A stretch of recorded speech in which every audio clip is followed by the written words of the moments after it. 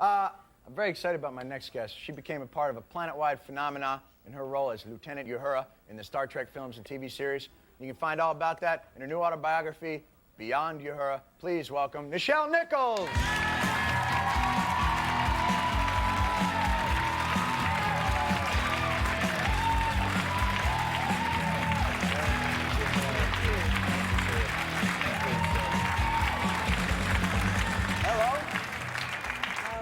Wow, this is cool for me. Thank you. I used to watch the show all the time and love it. And these are the famous legs that I read about in the book all the time. The much admired. These are the very same. Absolutely, it's wonderful. It's a phenomenal book. I didn't realize how much of a part of history that show was until I was reading about it, especially your character's role. Exactly. In the Star Trek series. It's as though you're given a gift or a charge by fate.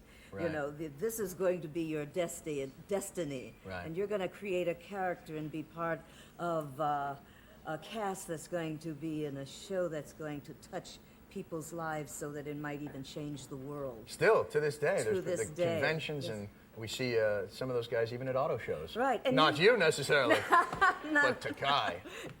Is that so? Sure, I see him all the time at those things. This, what was the amazing thing to me? The kiss between you and Shatner. Apparently, that was a historic moment on television. It was the first interracial kiss on television. And no one thought anything about it until... Oh, yeah? There we go.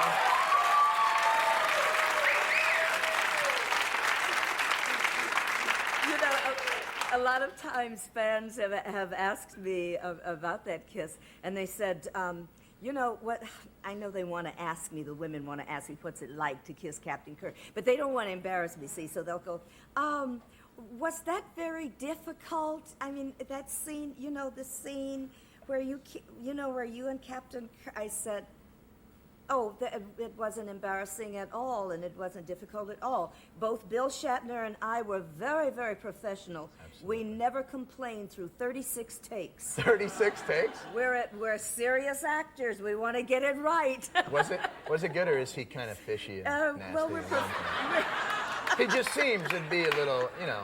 I mean, 5 takes, sure, that's fine. 36, you must have been thinking, you know, bleh. No. You don't do anything 36 times you don't want to. Oh, very nice. Well, then let's take a quick look at it. This is the famous Star Trek kiss. Take a look right here.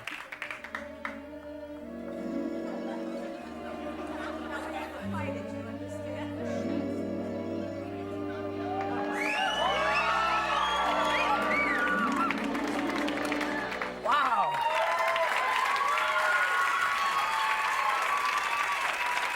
Man, I love that intensity. And of course, you know, we had to fight it. Absolutely.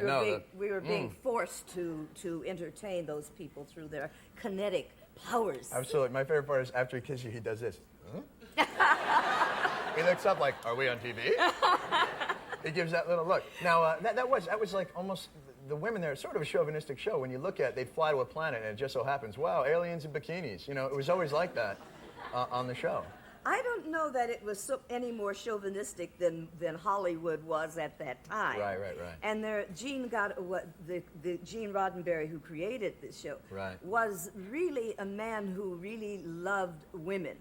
Yes. And as such, he loved to see them draped in beautiful clothing. Absolutely. And now you and Gene Roddenberry actually you went out for quite a while, or? Well, Gene Roddenberry gave me my first professional job and my first starring role in a show he had long before Star Trek called The Lieutenant.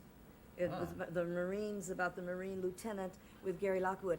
And I got to know him, and he was estranged from his wife at the time. They were getting ready to go through a divorce. Right. And we became involved romantically. We didn't mean to fall in love, but it happened. But it didn't. Interesting that in real life you guys were involved, but yet that hadn't been seen on TV yet. It's sort of odd that life wouldn't mirror that. Exactly. Yeah. And but when I left him, we remained friends. Right. And 3-4 years later, when he was doing Star Trek, I was in Europe doing a big show, starring in a big musical in Paris, and loving every moment of it. Sure. And my agent called me and said, "You have to come home. They're doing Star Trek." And I said, "A star what?" And I come home, and lo and behold, it's Gene Roddenberry, and he was determined that he was going to have the bridge of the Starship Enterprise in the future represent all of humankind, men and women, as equals. Right. So if you're equal and you want to wear a short skirt, you can do it. You can do it. He definitely had a vision. The book is beyond your heart. Now, let me just ask you this. Are we done now with the books? Is Bones or Doohan or the other, are they going to come out with this? Or are we done now with the Star Trek books, do you know? Or I can't speak for them, nor am I defined by what they do. Exactly. No. But what I will say is that there are some more books. This is published by Putnam Publishing, Right. and they've just bought my first science fiction novel. Oh, tremendous. It comes out in All right. It's called Nichelle Nichols, so you're going to continue to write, and that's really wonderful. I'll continue to write. It's called Saturn's Child. Okay. And it's the first of a series of the adventures of Saturna. Ah, And Saturna is the first heroine, science fiction heroine of color. Terrific. And, good work. Thank you. I'm looking Tremendous. forward to it. Nichelle Nichols, everybody. Actress, singer, author. Thank you very much for coming by. Thank you. I'd also like to thank Lauren Velez and Cheryl Crow, who's going to play us out. See you tomorrow.